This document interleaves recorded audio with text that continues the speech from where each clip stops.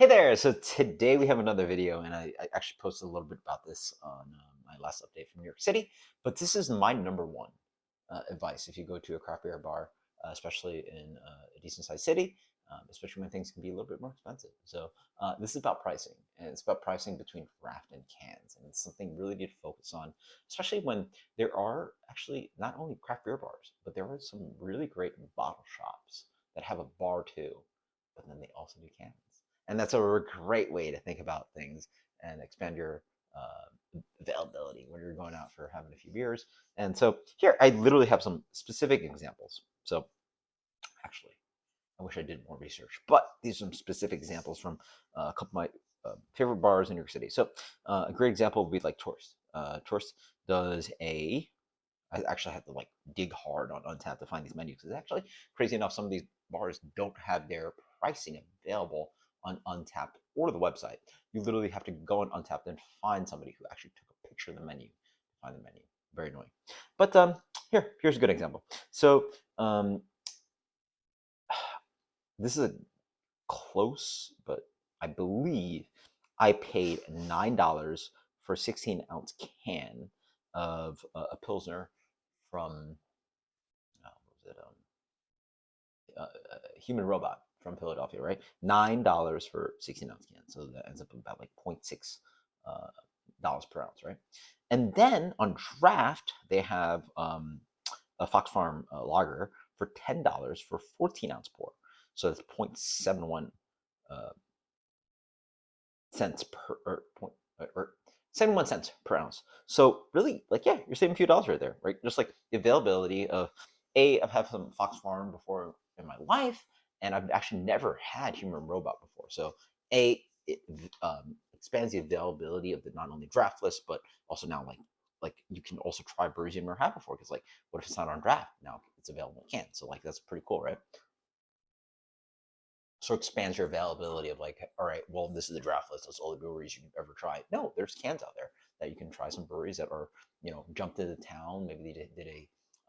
So part of the availability of these breweries is that if you jump into town for a beer festival, well, they're gonna send a few pallets of extra beer to the distributor, whatever's not used, can go to some of these awesome craft beer bars, and so therefore you can find something that's like not generally available in your market, but not even the market that you're like. So it's Human Robo is obviously unavailable in New York. Sorry, in Florida, where I live.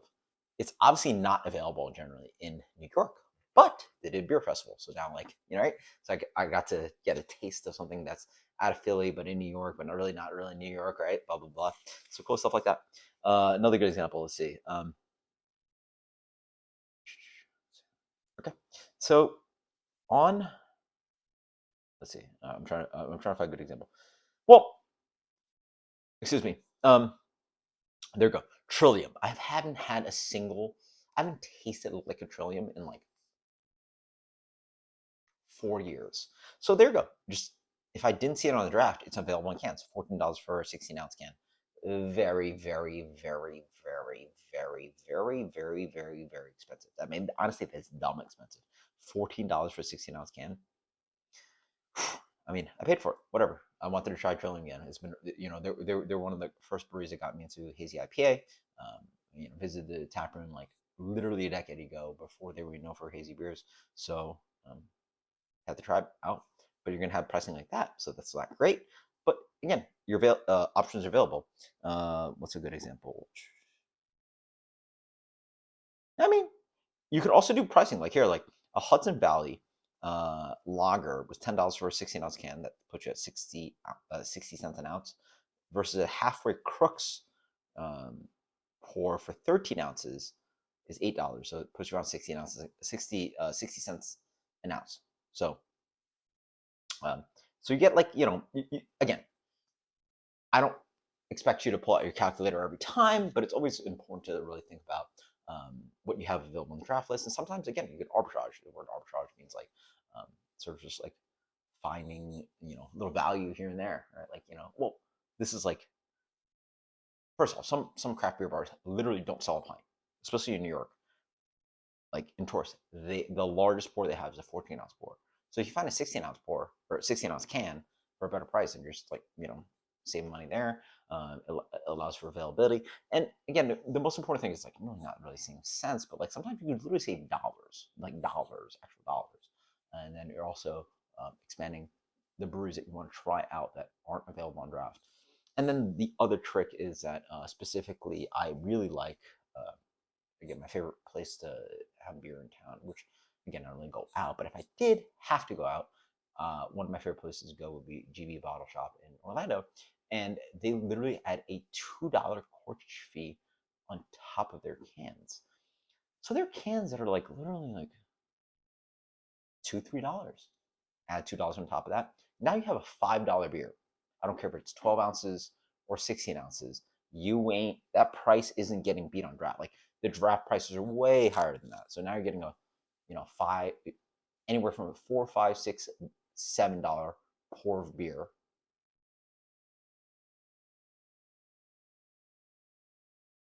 at a bar. At a bar, basically at a bar. That's crazy. $4, $5, $6, $7. In New York, by the way, the pricing is gotten nuts. Um, you cannot buy a craft beer pint at a craft beer bar or brewery for less than $8, $9, $10. Nine is a base for a lot that I saw. $8. Like, I'm at 7 Ready in Orlando at the brewery I work for.